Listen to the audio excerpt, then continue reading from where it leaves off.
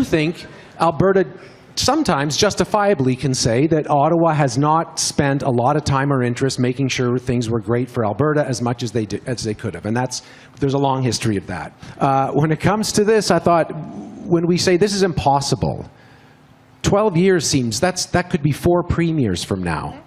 To say that's impossible, that's a pretty strong word to use about our own ability in Alberta to make things happen. You know, look, I mean, we would have to build 4 hydroelectric dams the size of Churchill Falls by 2035 to be net zero.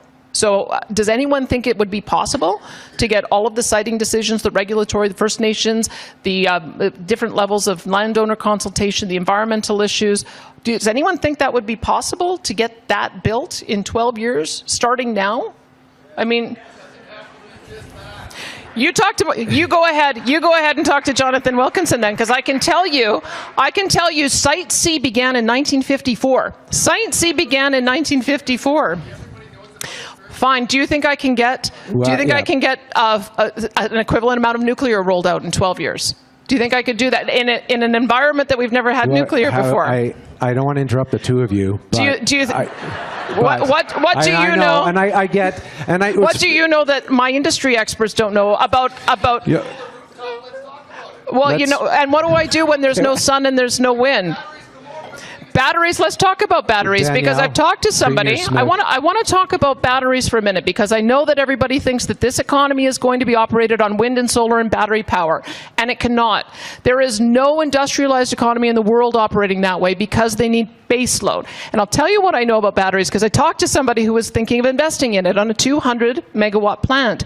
$1 million to be able to get each megawatt stored. That's $200 million for his plant alone, and he would get 1 hour of storage.